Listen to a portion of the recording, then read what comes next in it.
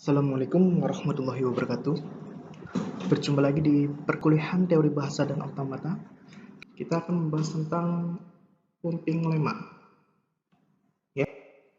Jadi pumping lemma ini diperkenalkan oleh Dana Scott dan Michael Rabin di tahun 1959. Dan setelahnya itu diteruskan oleh Yehoshua Bari Hillel, Mika A. Perles, dan Elie Samir di tahun 1960. Jadi fungsi pumping lemma ini sendiri itu ada dua, yaitu yang pertama adalah membuktikan suatu bahasa merupakan RL.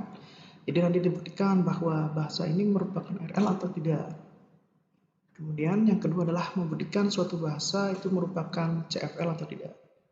Jadi ada dua fungsi dari pumping lemma ya. Yang pertama itu membuktikan bahwa itu merupakan RL, dan yang kedua membuktikan bahwa itu merupakan CFL. Jadi konsep pemompaan itu sama dengan konsep perulangan ya. Contoh misalkan kita lihat di sini ada Q0, Q1, Q2, dan Q3. Nah, di sini yang masuk ke konsep pemompaan yaitu Q1 dan Q2.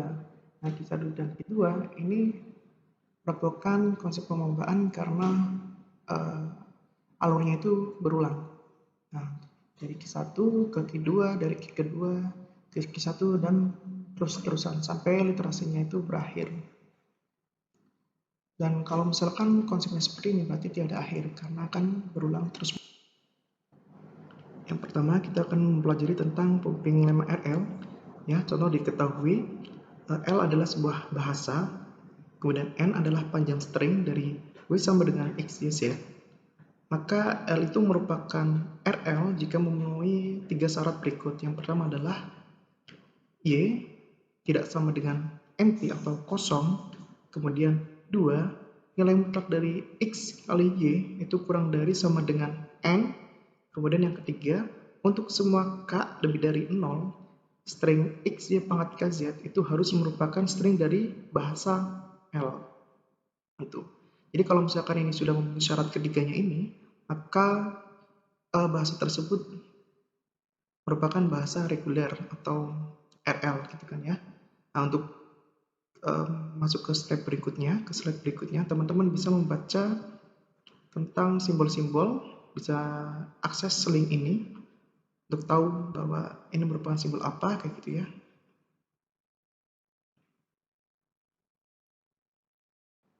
Oke, kita memasuki contoh pumping lemma RL ya. Contoh ya, diketahui L itu sama dengan 0 pangkat N1, di mana N itu lebih dari 0. Jadi 0-nya itu lebih dari 0. Nah, kemudian buktikan bahwa L merupakan RL. Nah, penyelesaiannya itu yang pertama adalah ambil salah satu string dalam L. Misal 001. Nah, di sini N-nya berarti kita ambil 1. Berarti jadi 0-nya itu 2 kali dan 1.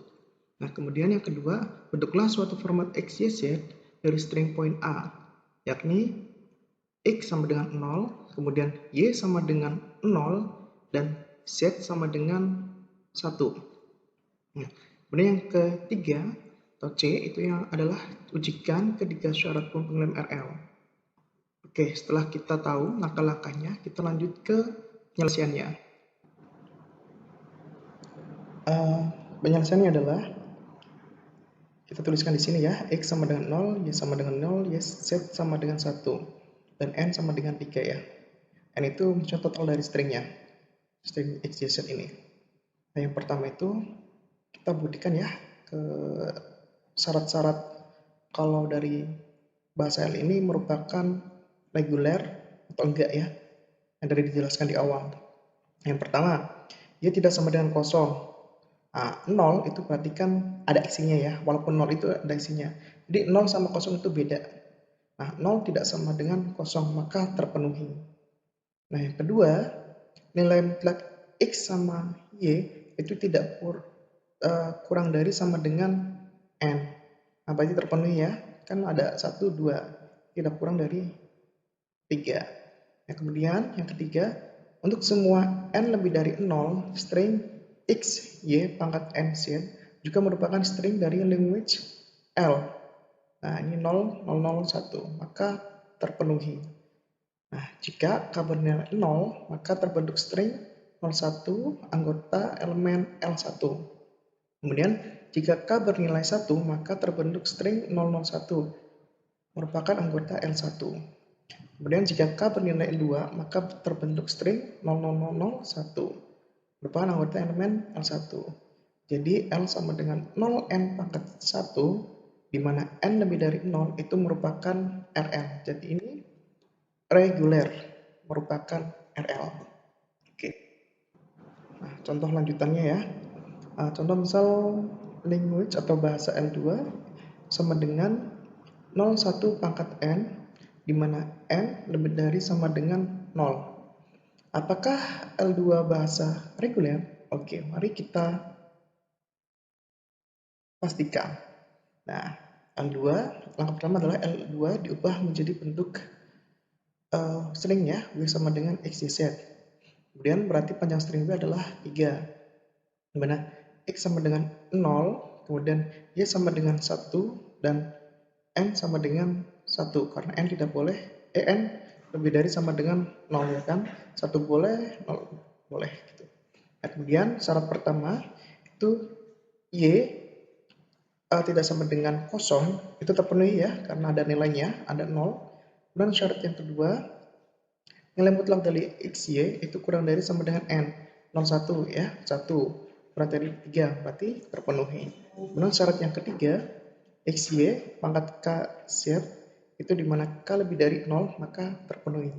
Jika K bernilai 0, maka terbentuk string 01, itu merupakan anggota elemen L2. Dan jika K bernilai 1, maka terbentuk string 011, itu merupakan anggota L2. Dan jika K bernilai 2, maka terbentuk string 0111, anggota elemen L2. Tuh.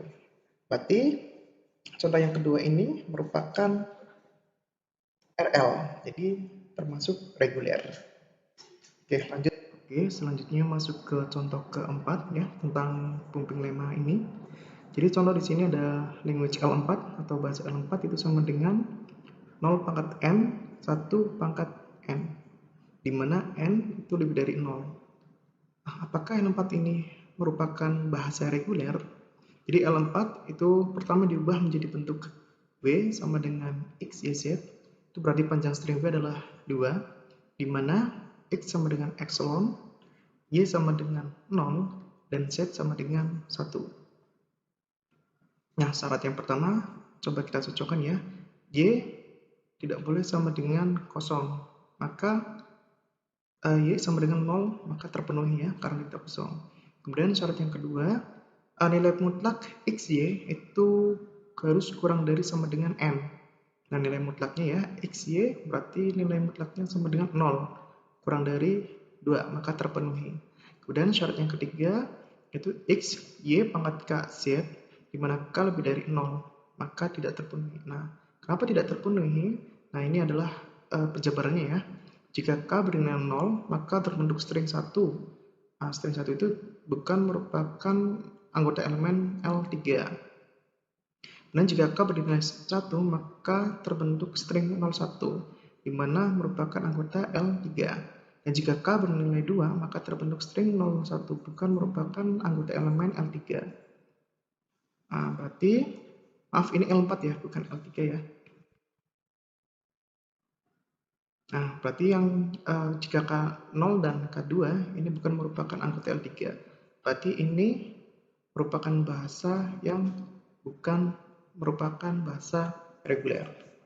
Oke. Nah, masuk ke CFL. Kalau tadi udah ya, yang RL itu ya. Nah, contoh untuk CFL, ini yang pertama tuliskan 5 turunan dari aturan produksi berikut. Nah, yang pertama itu S besar, di mana S besar adalah A, S besar A kecil, A, B besar A kecil. Kemudian B itu B, B besar, dan B. Oke. Maka hasil turunannya adalah S, A, S besar A, kemudian AA, S, AA, AAA, B, AAA, dan AAA, PP, AAA, dan terakhir AAA, PP, AAA. Nah, ini untuk CFL ini kan sudah diajarkan ya di pertemuan ke-6 kalau nggak salah ya sama Bu Novita. Jadi mungkin teman-teman udah paham ya. Ini berikutnya ada 2 turunan dari produksi. Ini 5 turunan, caranya seperti ini sama juga.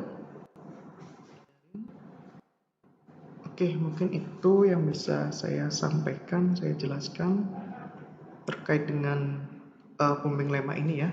Jadi pembimbing lemma ini kan tujuannya cuma 2 ya, memastikan bahwa merupakan bahasa reguler atau bukan, merupakan CFL dan RL atau bukan, itu saja. Itu yang bisa saya sampaikan. Terima kasih. Wassalamualaikum warahmatullahi wabarakatuh.